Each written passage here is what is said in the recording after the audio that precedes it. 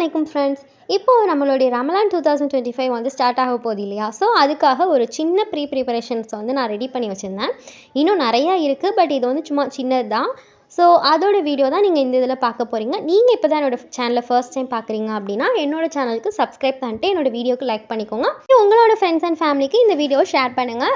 இந்த வீடியோ வந்து முஸ்லீம்ஸ்க்கு மட்டும் கிடையாது, இது வந்து எல்லா ஒர்க்கிங் லேடிஸ்க்குமே வந்து யூஸ்ஃபுல்லாக தான் இருக்கும். ஏன்னா நான் இது வந்து ரம்லான்காக மட்டும் பண்ணல, ஒர்க் பண்ணுற எல்லா லேடிஸ்க்குமே எப்படி ஈஸியாக இருக்கும் அப்படிங்கிறதுக்காகவே யோசிச்சு தான் நான் பண்ணேன். ஸோ இந்த ப்ரிப்பரேஷன் வீடியோ ஸ்டார்ட் பண்ணுறதுக்கு முன்னாடி பார்த்தீங்கன்னா கிச்சன் வந்து அப்படியே தலைகீழாக இருந்துச்சு. ஏன்னா அன்றைக்கி வந்து என் தம்பிக்காக லஞ்ச் வந்து அம்மா பண்ணி கொடுத்துருந்தாங்க. ஸோ கிச்சனே வந்து அவ்வளோ கேவலமாக இருந்துச்சு. உங்களுக்கே தெரியும், ஸ்கூலுக்கு கிளப்புறதுக்காக நம்ம லஞ்ச் பண்ணுறோம் அப்படின்னா அந்த எவ்வளோ டென்ஷனாக ஹரிபரியாக நம்ம சமைப்போம் அப்படின்னு சொல்லிட்டு. ஸோ ஃபர்ஸ்ட் வந்து நம்ம கிச்சன் ஃபுல்லாக க்ளீன் பண்ணணும். அதுக்கப்புறம் தான் வந்து ப்ரிப்பரேஷன் பண்ணுறப்போ மைண்டும் ரிலாக்ஸாக இருக்கும்னு சொல்லிட்டு க்ளீன் பண்ணுற வேலை தான் ஸ்டார்ட் பண்ணியிருந்தேன். என்னை பொறுத்த வரைக்கும் பார்த்தீங்கன்னா க்ளீனிங் அப்படின்னு வந்துட்டாலே ஃபர்ஸ்ட் வந்து நான் ஸ்டவ் அப்புறம் வந்து கவுண்டர் டாப் தான் ஃபர்ஸ்ட் நான் க்ளீன் பண்ணுவேன். இதை பண்ணால் தான் வந்து நம்மளுக்கு அடுத்தடுத்த வேலை பண்ணுறதுக்கு ரொம்பவே ஈஸியாக இருக்கும். ஸோ நான் ஸ்டவ் ஃபுல்லாக க்ளீன் பண்ண ஆரம்பித்தேன். ஸோ அதில் இருக்கிறது எல்லாத்தையுமே எடுத்துகிட்டு சோப் போட்டு நல்லா தேய்ச்சி விட்டு நான் நீட்டாக்கிட்டேன். அண்ட் அந்த சைடில் இருக்க அந்த டைல்ஸையுமே கூட நல்லா நீட் பண்ணிட்டேன். சோப் வச்சு தேய்ச்சதுக்கப்புறமா நல்லா ஒரு ஈரத்துணியை வச்சு தொடச்சி நீட் பண்ணதுக்கப்புறம் தான் வந்து கிச்சன் பார்க்கவே ரொம்ப அழகாக இருந்துச்சு. நான் இதை ஃபுல்லாக க்ளீன் பண்ணதுக்கப்புறமா நான் உங்களுக்கு அந்த ஃபுல் வீடியோ காட்டுறேன், நீங்களே பாருங்கள். ஃபஸ்ட்டு எப்படி இருந்துச்சு அண்ட் க்ளீன் பண்ணதுக்கப்புறம் எப்படி இருந்துச்சு அப்படின்னு சொல்லிட்டு. அண்ட் வேலை பார்க்குறதுல எனக்கு பிடிக்காத வேலை எது அப்படின்னு சொல்லி கேட்டிங்கன்னா பாத்திரம் கழுவுற வேலை தான். ஸோ அந்த வேலையை வந்து நான் அம்மா கிட்டே கொடுத்துட்டேன். அம்மா தான் பாத்திரம் கழுவிட்டு இருந்தாங்க. நான் வந்து இந்த க்ளீன் பண்ணுற வேலை அப்புறம் சமைக்கிற வேலை இது தான் நான் வந்து பண்ணுவேன். ஸோ இப்போ ஓரளவு நான் வந்து கிச்சனை நீட் பண்ணி வச்சுருக்கேன், இன்னும் ஃபுல்லாக முடிக்கல. ஸோ இப்போ ஸ்டவ் க்ளீன் பண்ணியாச்சா, நெக்ஸ்ட் வந்து கவுண்டர் டாப்பையும் நல்லா தொடச்சி எடுத்துட்டேன்.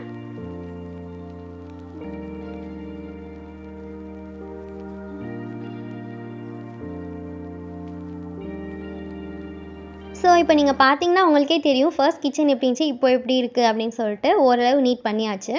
அண்ட் நெக்ஸ்ட் இந்த ஸ்டாண்ட் வந்து நான் மீஷோவில் ஆர்டர் பண்ணியிருந்தேன். ஸோ அது வந்து வந்துருந்துச்சு. ஸோ இதை தொடச்சிட்டு இதில் வந்து திங்ஸ் எடுத்து வைக்கலாம் அப்படின்னு சொல்லிட்டு எல்லாமே நீட் பண்ணி வச்சுட்டு இருந்தேன். அண்ட் இந்த வீடியோ நீங்கள் நல்லா நோட் பண்ணி பாருங்கள். இது முடிகிறதுக்குள்ளவே வந்து இந்த ஸ்டாண்ட் அந்த இடத்துல வந்து திரும்ப இருக்காது. ஏன்னா அதுக்கு காரணம் வந்து எங்கள் அம்மா தான். எங்கள் அம்மாவுக்கு எனக்கு வந்து ஒத்து போகாத ஒரு விஷயம் என்ன அப்படின்னா, நான் ஒரு விஷயம் பண்ணேன் அப்படின்னா அது எங்கள் அம்மாவால் அக்செப்ட் பண்ணிக்கவே முடியாது. அவங்க ஒன்று புதுசாக ட்ரை பண்ணுவாங்க. ஸோ நான் கஷ்டப்பட்டு அந்த ஸ்டாண்டை நீட் பண்ணி அந்த இடத்துல செட் பண்ணி வச்சிட்டேன். பட் அவங்க வந்து அதை அப்படியே டோட்டலாக மாற்றிட்டாங்க. அந்த இடத்துலேருந்து அதை எடுத்துகிட்டு வேறு இடத்துல போய் அதை வச்சுட்டாங்க. ஸோ நான் இந்த வீடியோவில் நான் உங்களுக்கு அதை காட்டுறேன், நீங்கள் பார்த்தாலே உங்களுக்கே தெரியும். எல்லா ஒர்க்குமே முடிச்சாச்சு. இப்போ கொஞ்சம் டயர்டாக இருந்துச்சுன்னு சொல்லிட்டு டீ இருந்ததா அதை அப்படியே சூடு பண்ணி குடிச்சிட்டேன். நமக்கு டீ குடித்தாதான் அடுத்தடுத்த ஒர்க் வந்து எப்படி பண்ணுறதுன்னு சொல்லிட்டு அந்த ஐடியாவே வரும். ஸோ டீ குடித்ததுக்கப்புறம் கொஞ்சம் நல்லா ரெஃப்ரெஷ் ஆகிட்டேன். ரெஃப்ரெஷ் ஆகிட்டு இப்போ தான் நம்ம ப்ரிப்பரேஷன் வீடியோக்குள்ளே வரும். ஸோ ஃபர்ஸ்ட் என்ன பண்ண போகிறேன் அப்படின்னா வந்து என்னோடய ஃபேவரட்டான சுக்கா மசாலா தான் பண்ண போகிறோம். இந்த சுக்கா மசாலா வச்சு நான் ஆல்ரெடி என்னோடய சேனல்லே வந்து 2 வீடியோ போட்டிருக்கேன். இந்த சுக்கா மசாலாவில் வந்து மட்டன்லேயும் பண்ணலாம், சிக்கன்லேயும் பண்ணலாம், பீஃப்லேயும் பண்ணலாம். அது வந்து உங்களோட விருப்பம் தான். அண்ட் இந்த மசாலா பார்த்திங்கன்னா நல்ல ஒரு ஃப்ராக்னன்ஸோட சூப்பராக இருக்கும். ஸோ அதுக்கு வந்து நம்ம அந்த மசாலா வந்து ட்ரை ரோஸ்ட் பண்ணணும். அதுக்கு வந்து நான் 3 டேபிள் ஸ்பூன் வந்து தனியா எடுத்திருக்கேன். அது கூடவே வந்து 2 டேபிள் ஸ்பூன் வந்து மிளகு, ஒரே 1 டேபிள் ஸ்பூன் வந்து சீரகம், அதுக்கப்புறமா வந்து 2 டேபிள் ஸ்பூன் சோம்பு, இது எல்லாமே எடுத்துகிட்டு மல்லி வந்து எக்ஸ்ட்ரா 1 ஸ்பூன் ஆட் பண்ணிக்கிட்டேன். ஏன்னா நான் வந்து இப்போ ப்ரிப்பரேஷன் பண்ணுறதுனால கொஞ்சம் எக்ஸ்ட்ராவே நான் அரைச்சி வச்சுருப்பேன். பட் அந்த வீடியோவில் வந்து இதுக்கான கரெக்டான மெஷர்மெண்ட்ஸ் வந்து நான் கொடுத்துருக்கேன். இந்த மசாலாவை நீங்கள் ஒரே நாளில் முடிக்கிறீங்க அப்படின்னா இதில் வந்து தேங்காயும் போட்டு அரைக்கணும். தேங்காவை லைட்டாக ட்ரை ரோஸ்ட் பண்ணிட்டு அரைக்கணும். பட் நீங்கள் ஸ்டோர் பண்ணுறீங்க அப்படின்னா தேங்காய் வந்து இதில் சேர்த்துக்க வேண்டாம். ஸோ இந்த மசாலா எல்லாமே எடுத்ததுக்கப்புறமா இதிலே வந்து காஞ்ச மிளகாய் அப்புறம் 3 ஏலக்காய் மட்டும் சேர்த்துருந்தேன். ஸோ இதை நல்லா இப்போ வந்து நம்ம அந்த வாசம் வர வரைக்கும் ட்ரை ரோஸ்ட் பண்ணணும்.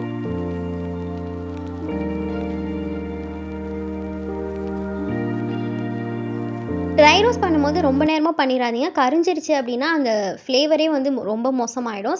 ஸோ இப்போ இது நல்லா வறுத்தாச்சு. வறுத்துட்டு இருக்கும்போதே நான் அந்த மிளகாவை வந்து 2ஆக உடச்சி விட்டுட்டேன். ஏன்னா அப்போ தான் உங்களுக்கு அதை அரைக்கும் போது ஈஸியாக இருக்கும் அண்ட் சீக்கிரமாகவும் ரோஸ்ட் ஆகும். இதை நல்லா வறுத்ததுக்கப்புறமா நல்லா ஆற வச்சுருங்க. ஆற வச்சுட்டு நல்லா ஒரு ஃபைன் பவுடராக அரைச்சிட்டு நீங்கள் எவ்வளோ நாள் ஸ்டோர் பண்ணி வச்சாலும் அது உங்களுக்கு அப்படியே இருக்கும், கெட்டு போகாமல். இந்த மசாலா போட்டு சிக்கன் இல்லைனா மட்டன் எப்படி பண்ணணும் அப்படிங்கிற வீடியோ வந்து நான் கீழே டிஸ்கிரிப்ஷனில் கொடுக்குறேன், நீங்கள் அதை செக் பண்ணி பார்த்துக்கோங்க. அந்த மெத்தடில் நீங்கள் ட்ரை பண்ணி பாருங்கள். அந்த சிக்கன் ரெசிபி வந்து செம்ம டேஸ்டியாக இருக்கும். நானே ஃபர்ஸ்ட் டைம் தான் ட்ரை பண்ணேன், பட் அவ்வளோ டேஸ்டியாக இருந்துச்சு. ஸோ நீங்களும் கண்டிப்பாக ட்ரை பண்ணி பாருங்கள், உங்கள் எல்லாத்துக்குமே பிடிக்கும்.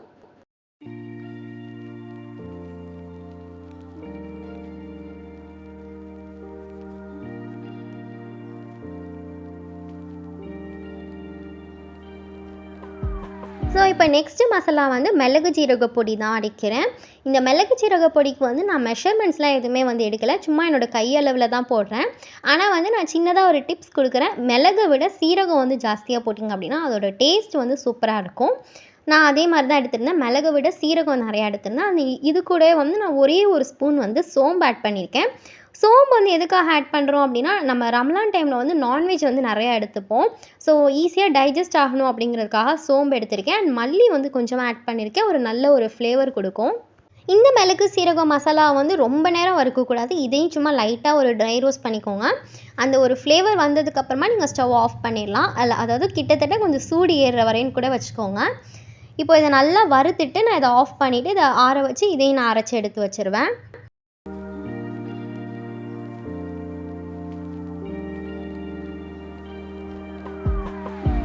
இப்போ வந்து நான் என்ன பண்ணுறேன் அப்படின்னா, கிரேப்ஸை வச்சு ஸ்குவாஷ் மாதிரி ரெடி பண்ணி வச்சுக்க போகிறேன். ஸோ நீங்கள் நினைக்கலாம், என்னடா கிரேப்ஸ் ஜூஸ் கூட போட முடியாதா, இது கூடவா இந்த மாதிரிலாம் பண்ணி வச்சுப்பீங்க அப்படின்னு சொல்லிட்டு. இது வந்து நம்ம பண்ணுறதுன்னு நினைக்கிறப்போ ஈஸி தான். ஆனால் அந்த ரமலான் டைம் அப்போ பார்த்திங்கன்னா, நம்ம நிறைய ரெசிபீஸ் பண்ணிகிட்டு இருக்கும்போது ஜூஸ் போடுறதுக்கு வந்து நம்மளுக்கு அந்தளவுக்கு வந்து ஒரு டைமே இருக்காது. சம்டைம்ஸ் வந்து நம்ம டேங்க்கை வச்சு கூட சிம்பிளாக முடிச்சிருவோம். பட் டேங்க் வந்து அவ்வளோ ஹெல்த்தியான்னு கேட்டிங்கன்னா கிடையவே கிடையாது. அதனால் அதுக்கு பதிலாக நம்ம இந்த மாதிரி ஃப்ரூட் ஜூஸ் வந்து நம்ம நோம்பு திறந்துட்டு எடுக்கிறது வந்து ரொம்பவே ஹெல்த்தி தான். ஸோ அதுக்காக தான் வந்து நான் இந்த மாதிரி சின்னதாக ரெடி பண்ணி வச்சுருக்கேன். இது வந்து என்ன பண்ணணும் அப்படின்னா, ஃபர்ஸ்ட் இந்த மாதிரி கிரேப்ஸை ஃபுல்லாக நான் வந்து எடுத்துட்டு இதை நல்லா வந்து ஒரு 4-5 தடவை தண்ணியில் நல்லா வாஷ் பண்ணிடுங்க.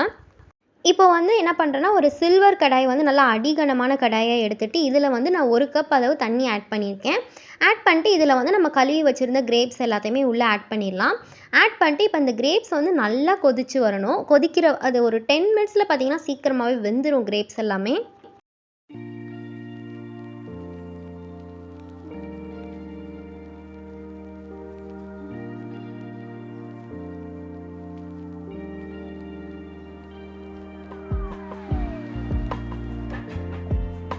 ஸோ இப்போ நீங்கள் பார்த்தீங்கன்னா, நான் சொன்ன மாதிரியே 10 மினிட்ஸ்லேயே வந்து கிரேப்ஸ் நல்லா வெந்துருச்சு. இப்போ இந்த ஸ்டேஜில் வந்து ஒரு மேஷர் வச்சு நல்லா இதை மேஷ் பண்ணி வச்சுக்கோங்க. அப்போ தான் வந்து அந்த கிரேப்ஸோட ஃப்ளேவர் ஃபுல்லாகவே அந்த தண்ணியில் வந்து நல்லா இறங்கி இன்னுமே நல்லா சீக்கிரம் வெந்துடும்.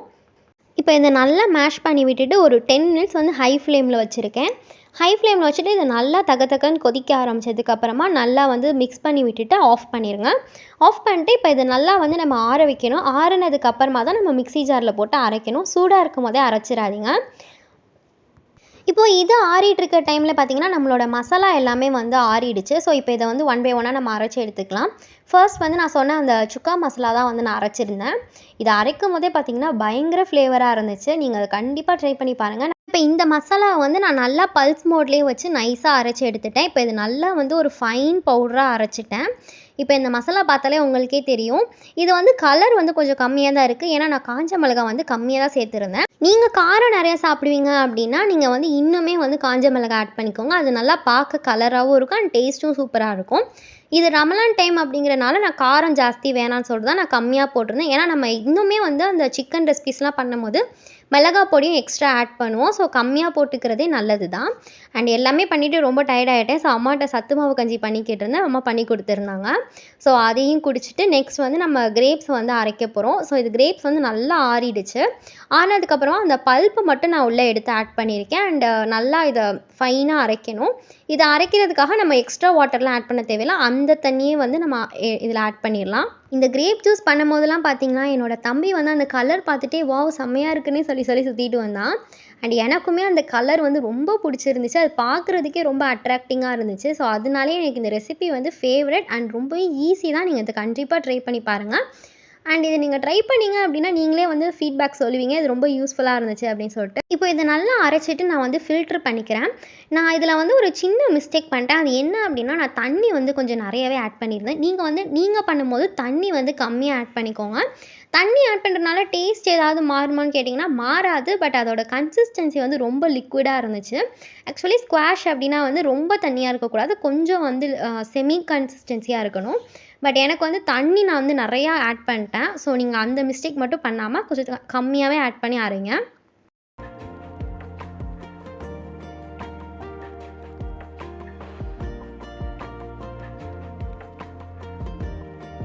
இதை நல்லா இப்போ ஃபில்டர் பண்ணதுக்கப்புறமா திரும்ப ஒரு 10 மினிட்ஸ் வந்து அடுப்பில் வச்சு நல்லா கொதிக்க வைக்கணும்.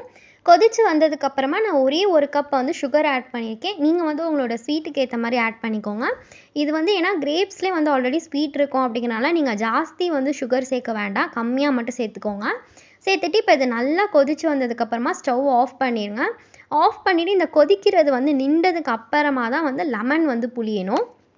இந்த ஸ்குவாஷில் வந்து பார்த்திங்கன்னா லெமன் வந்து கண்டிப்பாக நம்ம சேர்த்தே ஆகணும். ஏன்னா இதுதான் வந்து நம்மளுக்கு வந்து நேச்சுரல் ப்ரிசர்வேட்டிவாக இருக்கும். இதை நம்ம ரெடி பண்ணிவிட்டு ஏன்னா இது ஒரு மினிமம் நீங்கள் வந்து 3 months வரை இதை ஃப்ரிட்ஜில் வச்சு நீங்கள் ஸ்டோர் பண்ணலாம். ஸோ அது கெட்டு போகாமல் இருக்கணும் அப்படின்னா நீங்கள் வந்து லெமன் வந்து ஆட் பண்ணியே ஆகணும். அண்ட் நெக்ஸ்ட் வந்து இதை ஸ்டோர் பண்ணி வைக்கிறதுக்காக நான் இந்த மாதிரி ஒரு கிளாஸ் பாட்டில் வந்து நல்லா கழுவி வந்து ஈரம் இல்லாமல் தொடச்சி வச்சுருந்தேன். ஸோ இந்த மாதிரியான கிளாஸ் பாட்டில் வந்து இதை நீங்கள் ஊற்றி வச்சிட்டிங்க அப்படின்னா நல்லாவே வந்து உங்களுக்கு கெட்டு போகாமல் இருக்கும். ஸோ இப்போ இதோட கலர் பார்த்தாலே உங்களுக்கே தெரியும், செம்ம பியூட்டிஃபுல்லாக இருக்குது இல்லையா? இது வந்து ஒரு மாதிரி லைட் பர்பிள் கலர் மாதிரி இருந்துச்சு. எனக்கு இந்த கலர் பார்த்தப்பவே ரொம்ப அட்ராக்டிவாக இருந்துச்சு. ஸோ அதனால தான் நான் இந்த ரெசிபியை வந்து நான் ட்ரை பண்ணேன்.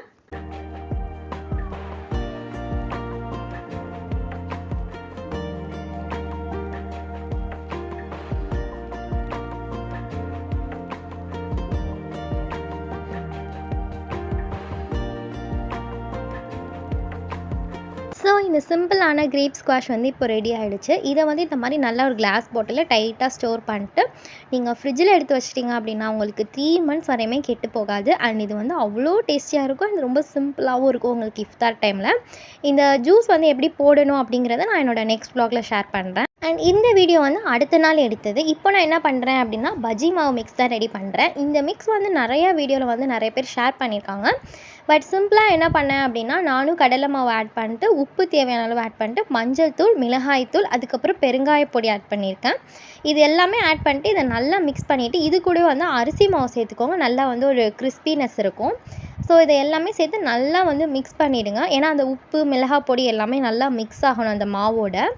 ஸோ இப்போ இதை ஃபுல்லாக மிக்ஸ் பண்ணிட்டு ஒரு கண்டெய்னரில் ஸ்டோர் பண்ணி வச்சிட்டிங்கன்னா இதுவும் வந்து உங்களுக்கு அந்த இஃப்தார் டைமில் வந்து ரொம்ப யூஸ்ஃபுல்லாக இருக்கும். சட்னி இதுலேருந்து லைட்டாக கொஞ்சம் மாவு எடுத்து நீங்கள் தண்ணி கலந்து பஜ்ஜியோ போண்டாவோ ஏதோ வந்தாலும் நீங்கள் போட்டு யூஸ் பண்ணிக்கலாம்.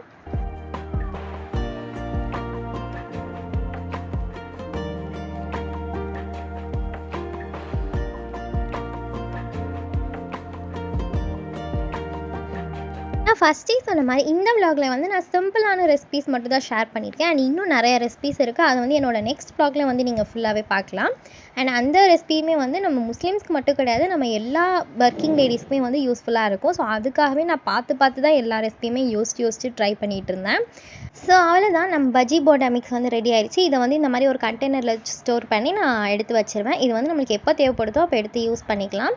அண்ட் நெக்ஸ்ட் வந்து பாசிப்பருப்பை வந்து நல்லா வறுத்து வச்சுக்க போகிறோம். இது வந்து எதுக்காக யூஸ் ஆகும் அப்படின்னு கேட்டிங்கன்னா, நீங்கள் வந்து இஃப்தார் கிடையாது, இது வந்து நீங்கள் நோன்பு திறந்ததுக்கப்புறம் இப்போது சாம்பார் வைக்கிறீங்க இல்லை ஏதாவது கூட்டு பண்ணுறீங்க அப்படின்னா இந்த பாசிப்பருப்பை வந்து ஃபர்ஸ்ட் நம்ம நல்லா வறுக்கணும். வறுத்துட்டு அதுக்கப்புறம் அதை வாஷ் பண்ணி ஊற வச்சு தான் நம்ம சமைப்போம். பட் இந்த மாதிரி நம்ம முன்னாடியே வறுத்து எடுத்து வச்சிட்டோம் அப்படின்னா நோன்பு திறந்ததுக்கப்புறம் இந்த ரெசிபி வந்து ரொம்பவே நம்மளுக்கு யூஸ்ஃபுல்லாக இருக்கும். ஏன் அப்படின்னா இப்போ நீங்கள் டக்குன்னு வந்து ஒரு சாம்பாரோ இல்லை ஏதாவது ஒரு கூட்டு பண்ணுறீங்க அப்படின்னா இந்த பாசிப்பருப்பை நீங்கள் ஆல்ரெடி வறுத்துட்டீங்க அப்படின்னா உங்களுக்கு அது ரொம்ப ஈஸியாக இருக்கும். ஜஸ்ட் நீங்கள் லைட்டாக வாஷ் பண்ணிட்டு குக்கரில் ஆட் பண்ணி வேக வச்சிட்டாலே போதும், உங்களுக்கு ஈஸியாகவே ரெடி ஆகிடும். ஸோ அதுக்காக தான் இந்த சின்ன டிப்ஸ். அண்ட் இதை நீங்கள் கண்டிப்பாக ட்ரை பண்ணி பாருங்கள், உங்களுக்கு ரொம்பவே யூஸ்ஃபுல்லாக இருக்கும். அண்ட் இது கூடவே நான் சைடில் வந்து டீ போட ஸ்டார்ட் பண்ணிட்டேன். இது வேலை பார்த்துருக்கும் போதே அங்கிட்ட நான் வந்து இஞ்சியெல்லாம் நான் தட்டிட்டு இந்த டீ போட்டுட்டு இருந்தேன். அண்ட் சைட் பை சைடு என்னோடய பிரதரும் வந்து எனக்கு ஹெல்ப் பண்ணிகிட்டு இருந்தான். நான் வந்து இங்கே வறுத்துட்டு இருந்தேன், அப்புறம் அவன் வந்து டீ போடுறதுக்கு வந்து ஹெல்ப் பண்ணான். ஸோ அதனால் 2 பேருமே சேர்ந்து வேலை பார்த்ததுனால கொஞ்சம் ஈஸியாகவே முடிஞ்சிருச்சு. சூடாக இஞ்சி டீ போட்டு குடிச்சதுக்கப்புறம் தான் மைண்டே ரிலாக்ஸாக இருந்துச்சு. அவ்வளோதான், இந்த விலாகை நான் இதோட முடிச்சுக்கிறேன். உங்களுக்கு இந்த வீடியோவில் வந்து எல்லா டிப்ஸுமே யூஸ்ஃபுல்லாக இருந்துச்சு அப்படின்னா என்னோட சேனலுக்கு சப்ஸ்கிரைப் பண்ணிக்கோங்க. அண்ட் லைக் பண்ணிட்டு உங்களோட ஃப்ரெண்ட்ஸ் அண்ட் ஃபேமிலி எல்லாத்துக்குமே ஷேர் பண்ணுங்கள். உங்களுக்கு இதில் ஏதாவது ஃபீட்பேக் இருந்துச்சு அப்படின்னா நீங்கள் எனக்கு மறக்காமல் கமெண்ட் பண்ணுங்கள். அண்ட் நெக்ஸ்ட் வீடியோவில் வந்து நான் இன்னும் நிறைய டிப்ஸோடு ஷேர் பண்ணுறேன்.